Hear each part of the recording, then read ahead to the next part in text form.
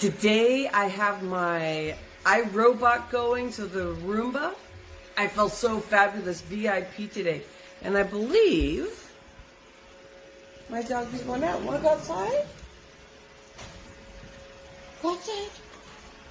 You got it, boys. Gosh, it's so much fun having Robert and Oliver in our life. So yeah, so you can't really see it, but I bet you can. It probably is funneling through. Good morning. I've been putting something so good together today, and I decided that I want to approach this in stories and also give you some definitions of where we're going with this, because this can be a very valuable space for us today to be able to move forward, especially when we're not feeling so good. When we're not feeling so good, sometimes that vulnerability will come out, and then we feel like that's going to shoot us to doing nothing for the day that's going to be high productive. So I really want to serve this space in discussing how vulnerability is like the cornerstone of confidence. And the way I used to show up for myself when I felt vulnerable is I would just fall flat, and I couldn't do much, and I can feel it here in my chest where I was just feeling like I was stopped. I didn't know all this was happening until I started getting more in my body and really believing that I was really frozen. Anybody else here? Welcome in. That feels frozen, who has felt frozen before. And how can we make this beautiful vulnerability be the cornerstone of confidence? Hi, my name is Rhonda YT2. I'm an energy revitalizer, cash flow vitality coach, and I'm coming in to really bring in two things that feel like dichotomy.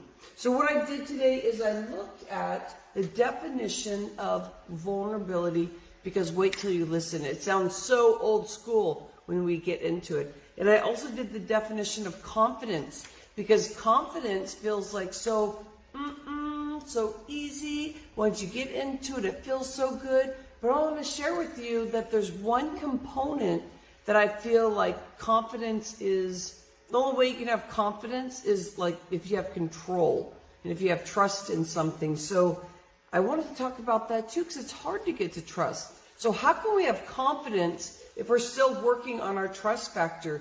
Because I know to have trust is such a big word. It's one of those words that can really zing you, because it can mean different things to different people. Okay, so vulnerability, listen to this. The quality or state of being exposed to the possibilities of being attacked or harmed, either physically or emotionally. Either physically or emotionally, you're just like scared that you're going to be attacked, and that's the definition in Google. The old me, I already shared at the beginning, I would just be lost when I felt exposed, and I felt like, I just felt yucky inside. And I'd have those days where I didn't even understand why I felt so gross, but I knew I felt vulnerable and exposed. When we start going on this journey and really getting into that mindset transformation, and we really invest in the way that our mindset is there for us every day. And we are known to have about 70,000 thoughts a day. And in general, for general population, 80% of this is known to be negative. Now, I know the stat's going to be different based on how much mindset work that you've done, but think about it. If vulnerability is truly about that you think somebody's going to attack you, then how can it be a cornerstone of confidence? This past year, I believe that vulnerability has a new definition. And I believe that we live in the scared factor when we don't clear our mind and do those strategies and learn. Maureen, please add in if you want to, my friend. The new information, I want to tell you that I want Google to change what vulnerability is. When you really practice mindset every day, vulnerability is when you do feel exposed. And it feels kind of scary. And then the next step is you get used to it. Because you know to expose yourself means that people get to connect with you. People get to know who you are. So if you're in a vulnerable space, do you really feel that you've exposed yourself? That there is no other way but to try and put everything under the carpet because you don't want to have that vulnerable space, and so all of a sudden you're scared? I think it's a old school way of thinking. So let's talk about the new school. When you wake up in the morning, you do your meditation, you do your process, and you open and expose yourself so that you can really get to your passion. Show up in your relationships. Show up for yourself. Show up for your business. Now, I support a lot of speakers. That's a lot of people that are working with me right now. And that vulnerability is important. So how do we get out of the space of not feeling attacked? It really truly is about trust. About trusting the journey that we're going through, that there's a purpose for that. And whatever that is, then we can start getting curious and start looking at like, why is that happening? Where before I'd want to go lay down, try and reset it, and almost like numb myself. And sometimes that would be with sleep or with food. What is your trigger and what would bring you into trying to numb yourself? And what's good to claim it is when you're working on it, because then you don't feel shame. So get it out there and really focus in on what your journey is with this. Now, confidence. Oh my gosh. Confidence is one of those things where I feel like it says at the last part of it, like firm trust. How many times can we get in a real strong trust factor to really have confidence? So let's read this. Confidence. The feeling of belief that one can rely on someone or something. Firm trust. Oh my gosh. Okay, so you may not see what I want to share with here, but when I feel like if we have trust across our forehead, this is a lot where we grab a lot of our chaos. And you know the stat about our mindset thinking about 80% of negative before we even start scrubbing and cleansing our old school way of thoughts, and they come to the front, into the frontal lobe. So if we can't get to the trust factor, how can we build the confidence? When you start looking at vulnerability and confidence and bringing trust together, and feeling like if you expose yourself and open yourself up, then you feel more confident because you feel like you're able to connect with people. You're able to really feel how other people feel.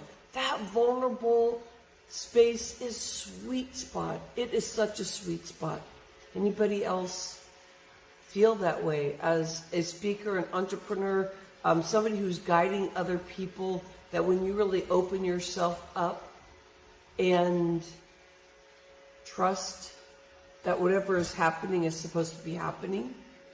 And so now you're not putting trust in others saying, well, they better act this way, or I better act this way, because if I don't, then I've ruined everything. Well, you lose your trust factor. So let's bring those together. And tell me if I didn't explain that definition well, because that is the one that I feel really brings that base in. So let me share a story with you. Okay, so I was in 7th grade, and I barely had any confidence. Anybody can go to their 7th grade person and child, and can you remember, did you have a lot of confidence, or were you feeling like the old school vulnerable where you just wanted to like, oh man, I wish my pimples would go away. Oh my gosh, life has changed so much. And I'd start comparing myself to others also. And this is it. I started getting really depressed around 7th grade. This is when I first started getting into exercise. And I noticed that it really changed and transformed how I felt at that moment. It didn't help me when I was away from it because there were a lot of things I had to clear that I have been working on for years. But for that moment, it made me feel so good.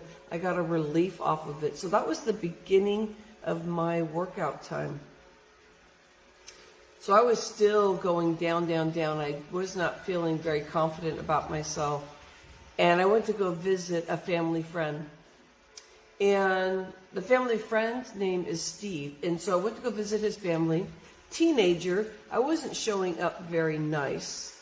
I was lost and I didn't know how to express how I was feeling, but I felt really, really sad most of the time. Most of the time I felt really, really sad. I felt like I was nothing. I was worth nothing. And I finally realized some of the words I was saying to myself when I was around 40 years old, 45. I started hearing those words.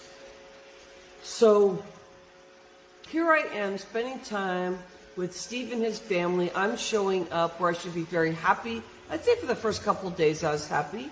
But then when it came into the third or fourth day, I started showing up as the teenager that was struggling. And the family started noticing this about me. Anybody have teenagers right now that want to really remember this stuff so we can connect with our teenagers more? So what I did when Steve and his family went off to work, I would pull the records. Say this is the album, and I would open up the album, pull out the Jackson 5. And I love the Jackson 5 because Michael Jackson and his family, they were so young and they were nailing it at that time.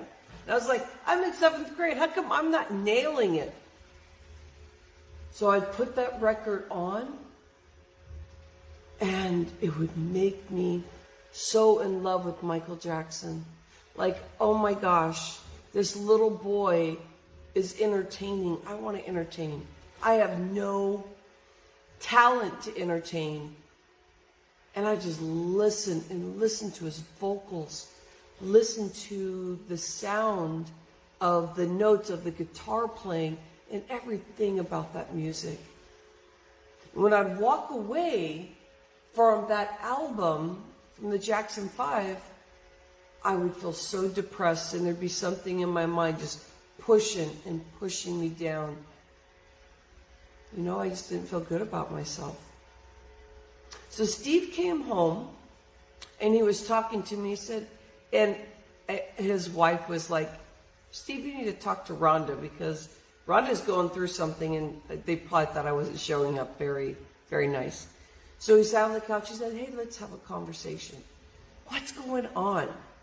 And I said, well, I don't know. I just feel like such a loser. I feel like I'm not happy. I don't feel like anything in life is working for me. And I feel lonely. I feel really, really lonely. And I just felt so heavy.